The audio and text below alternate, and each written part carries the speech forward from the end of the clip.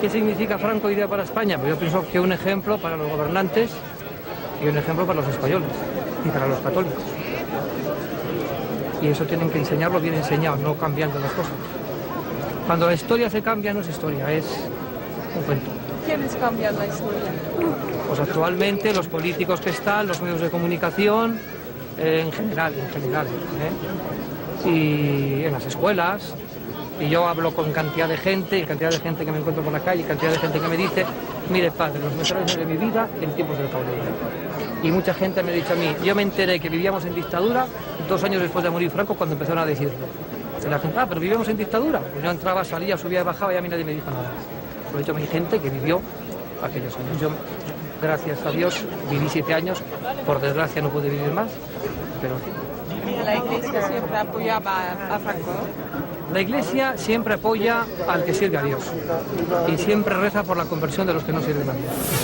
Cuando advierte que perduran esos sentimientos de amparo a quienes han cometido tales crímenes, le cuento a los amigos aquí en Morón que alguna vez en un programa referido a usted, hecho en torno a su persona y sus combates en España, hemos mostrado sectores amplios, todavía vastos, del franquismo, que cantan aquellas consignas, que siguen amparando aquellos crímenes de alguna manera.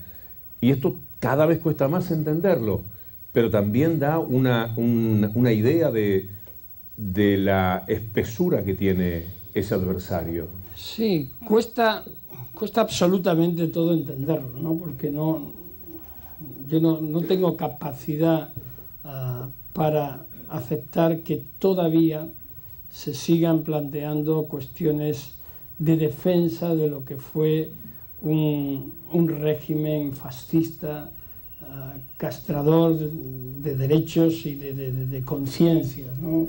De hecho, nos sometieron a todos. Es muy difícil que personas con carácter general no estén tocadas en su propia mentalidad por la acción permanente, constante, larvada, expresa del franquismo en todos los ámbitos. Y eso es lo que explica que todavía hoy haya gente que defiende esa posición y que cuando se inició en 2008 la actividad procesal importante desde mi juzgado exigiendo esa responsabilidad por los crímenes franquistas,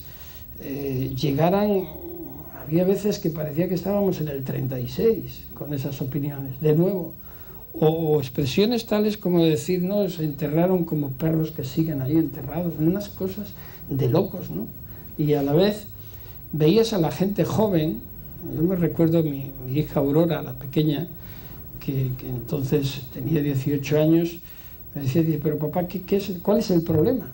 ¿Cuál es el problema? El problema es que quieres que se encuentren dónde están las víctimas para enterrarlas cada uno como debe su familia. Y decía, ¿qué problema hay en esto?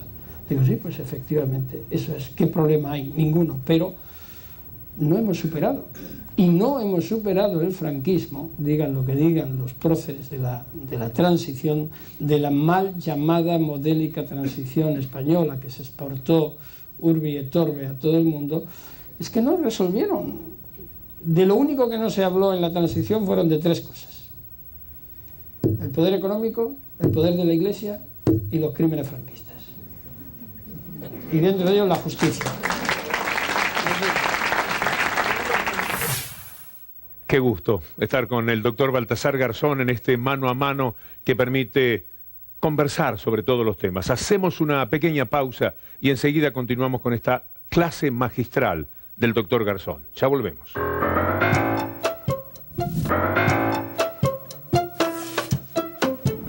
Hice la entrevista, pero mientras se escucha hablar al doctor Garzón, estoy seguro que ustedes también viven ese asombro que genera la claridad y la profundidad y la libertad de este hombre, porque se permite una inmensa libertad. Y eso, para un hombre que ha elegido la Argentina para radicarse siendo una figura de prestigio mundial, es algo que también queremos subrayar desde el afecto y la gratitud. Seguimos compartiendo con ustedes la charla que tuvimos con el doctor Garzón. Mire, un solo día de noticias, el día que estamos teniendo esta conversación. Doctor, si leemos noticias de España, un sistema puede llegar a caerse por la corrupción. Hoy la Standard Poor's, que es una entidad económica que ha regido las conductas de nuestros países, diciéndonos el riesgo país, todo lo que usted conocerá, determinando cuáles son las políticas económicas, siempre infames, que ellos han destinado para América Latina. Empieza un juicio Estados Unidos contra Standard Poor's por 5.000 millones, fíjese el grado de estafa que habrán cometido con la cuestión inmobiliaria. Pero lo tomamos como noticias, no van presos en general, no tienen que confrontar éticamente con la responsabilidad, y lo peor, siguen teniendo sus representantes, la Standard Poor's, en cada país para promocionar esas maravillas de la economía que ellos propugnan en el mundo. Tienen como sedes, sucursales de economistas, etcétera, en cada uno de los países para seguir llevando adelante lo que ellos... Primero ha sido un fracaso y luego ha sido una demostración clara de una corrupción que es criminal. Sin lugar a dudas, para mí está muy claro. Hoy los nuevos crímenes de lesa humanidad, además de los que ya existen, son los económicos. Son los que han llevado a la ruina y están llevando a la ruina y a la pobreza a millones de personas. Son estos que en los mercados de alimentos, por ejemplo, especulan con los mismos, con productos básicos, y de esa especulación se producen o se derivan millones de muertos, o decenas de miles o centenas de miles de personas que son condenadas a la inanición porque un alimento básico vale $2 a las 8 de la mañana y 40 a las 2 de la tarde, sin haberse movido nada más que unos cuantos dedos pulsando la tecla de un ordenador en una subasta de alimentos, por ejemplo, en la bolsa de Chicago, ¿no? Entonces, efectivamente, que Standard Poor's sufre esas consecuencias, me parece todavía inmoral que haya tardado tanto tiempo, porque también el propio sistema estadounidense, en este caso, ha permitido que estas agencias calificadoras actúen sin ningún control porque la ley de los mercados lo imponía, como si la ley de los mercados fuera como las leyes de la naturaleza, ¿no? Que claro, nos hablan de los mercados como si fuera Dios, o yo qué sé, o como si fuera un ser superior, ¿no? Dices, los mercados. ¿Y qué son los mercados? Pues yo pregunto aquí a todos los amigos y amigas que están y dicen, ¿cuáles son los mercados? Y la mayoría me dicen, donde vamos a comprar las frutas todos los días, ¿no? Pues sí, pues es que ahí llegamos, ¿no? A mí me dicen, ¿cuáles son los mercados? Pues ya me cuesta trabajo pensar, ¿no? Y sobre todo cuando te dicen, no, es que la economía, el flujo de la economía exige la libertad de los mercados, porque no se puede poner el control al desarrollo de la economía en distintos países. Bueno, ¿y por qué? Es decir, en el mundo han caído el socialismo real, el comunismo, porque todo el mundo dice que Marx estaba trasnochado, porque incluso cuando escribía El Capital no sabía ni la realidad que estaba ocurriendo en su tiempo. Es probable que fuera verdad, porque estuvo demasiado encerrado escribiendo El Capital y no veía la realidad que estaba sucediendo en Londres, donde lo escribía principalmente, ¿no? Pero frente a esto, dice, ¿qué es lo que queda?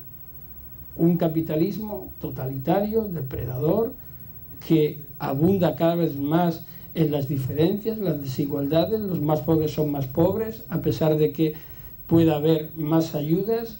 Los estados se retraen en la cooperación, si no es con el impulso de algunas iniciativas privadas que habría que analizar por qué y qué intereses les guía. Cada vez vamos a peor, y este es el sistema que tenemos. ¿Y por qué han tardado tanto tiempo los mecanismos judiciales en hacer justicia? En España, por ejemplo, tenemos un caso paradigmático.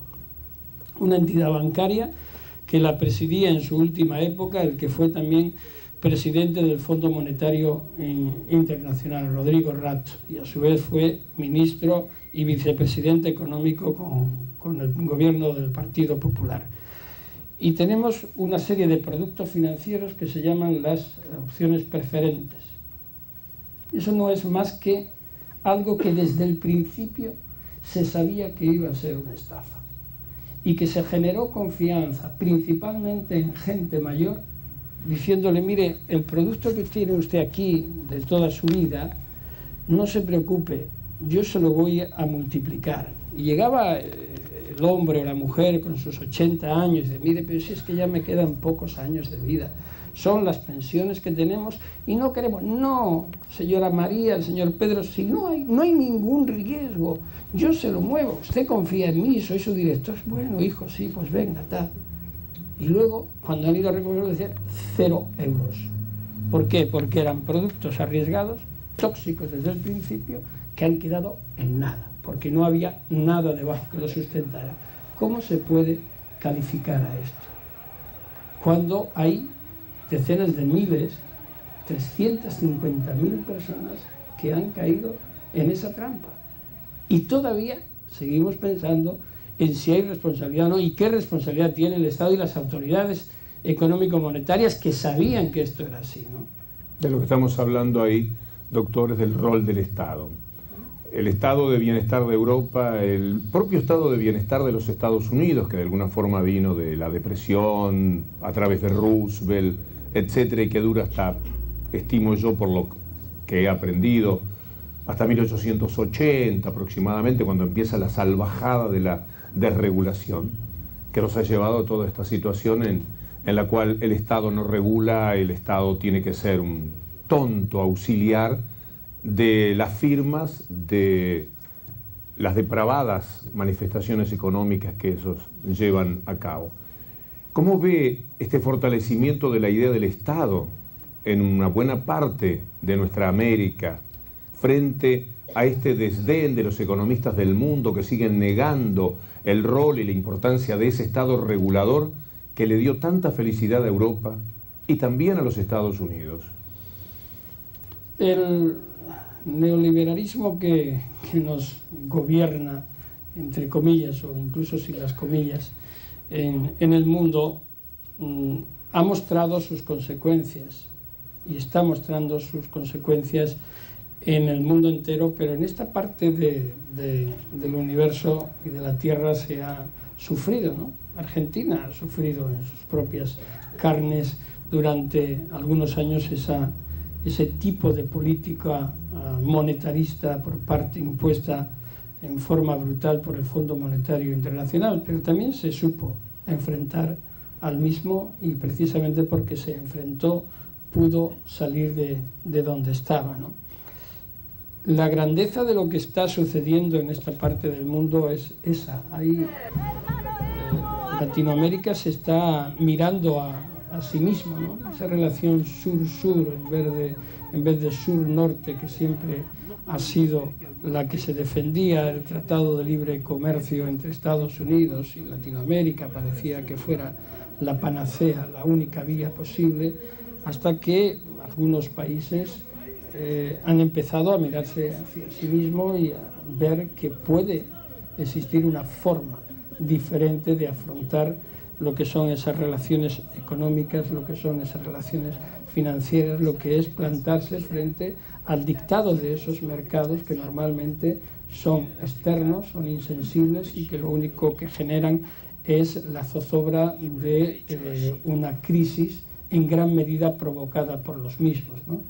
Y yo creo que ese es el camino y darnos cuenta de que hay fuerza suficiente dentro de un mercado latinoamericano que está siendo no solo ejemplo en el ámbito económico, la prueba del desarrollo económico y del PIB está claro en comparación a todo lo que está aconteciendo en Europa y en otros países, y que no necesariamente se tiene que seguir los dictados de esas autoridades económicas y monetarias y financieras que día a día están pidiendo perdón por algo.